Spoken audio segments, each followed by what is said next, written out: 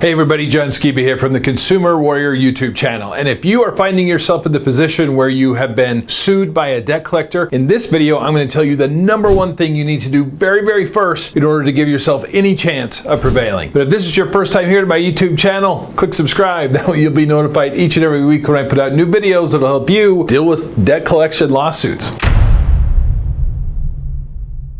In this video, I want to talk about if you've been served with a debt collection lawsuit. And I know, this feels really invasive. In most states, the process server or the sheriff or the constable, whoever is actually accomplishing the service, they have to come by, knock on your door, and put the copy of the lawsuit in your hand. And really, when you kind of get over the shock of just dealing with what's actually happening, then you need to know kind of what's the next step. And I can tell you, in all the years I've been doing this, I practice law in the state of Arizona. I've done about 400 trials against junk debt buyers, debt collectors, original creditors. And so I can tell you, when I meet with people, the thousands of people I've met with over the years, the number one thing that gives them a lot of anxiety is just not knowing what to do, not knowing what the next step is. And truthfully, that's why I put together these videos, why I created the whole Consumer Warrior channel, is because I found that just having some understanding of kind of what the process is alleviates a lot of that stress and allows you to put together a game plan on how to deal with it. And so what I wanted to focus on in this video is the number one thing you should do once you get sued, and then a couple other tips on ways that you might try to work to resolve it. So without question, the number one thing you need to do the day you get served is you need to look at the summons that comes with the complaint or the petition or whatever they're calling it. There should be a summons in there, and it should give you some very specific instructions on how many days you have to file a written answer to the allegations that are in the complaint. Now, this is important because if you do not timely file an answer, the debt collector can then default you. And then it's as if, the court will give them everything that they're asking for. They give them the full amount. They'll often throw in attorney's fees and costs, and all of a sudden that judgment is just going to keep growing. And so it's important that you look on the summons and look to see where it is. Like in Arizona, you have 20 days from the day that they drop it off at your house to actually file your answer with the court. One thing to be careful of, I see this, a lot of people get confused with this, is often the creditor is required, the debt collector is required to file the complaint with the court and then serve you with it. And so sometimes you'll see a stamp at the top that the court has put that has a date on it. That's not the date that you're going off of, because a lot of people get really concerned saying, what do you mean? I only have 20 days to respond and they didn't serve it on me for 20 days. The time starts ticking from the day that process server drops it off and puts it in your hand. And so count out the 20 days, or in some states, I know it's 30 days, some states it's 14. It's really important to look at that summons and see exactly how many days you have to respond to it. And put that in your phone, put it as a calendar notification reminder. Actually, put that deadline and then give yourself an additional 5-day notice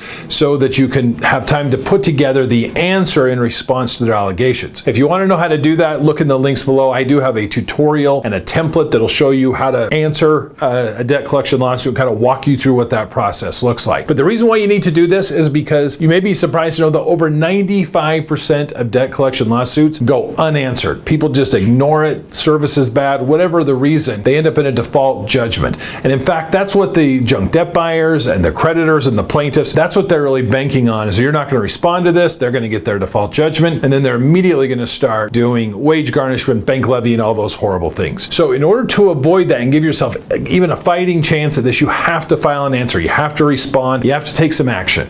So make sure you calendar out the deadline of when that's due. Prepare the answer. Again, I have a template and some instructions below in the notes down here. Prepare that, file it with the court timely. Don't be 1 day late. File it on time.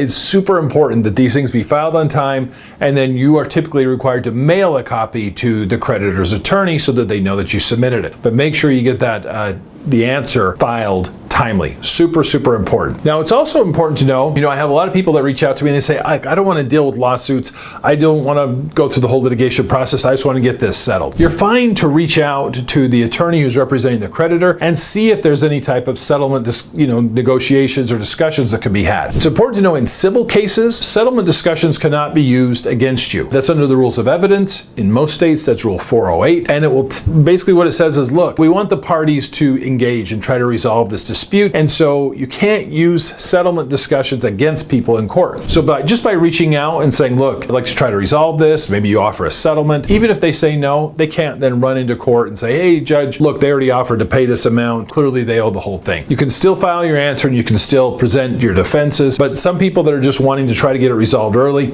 it's not a bad approach just to reach out and see before both sides start putting a lot of time and effort and money into defending and prosecuting the case, if there is some type of middle ground that can be reached. So I hope that that's helpful.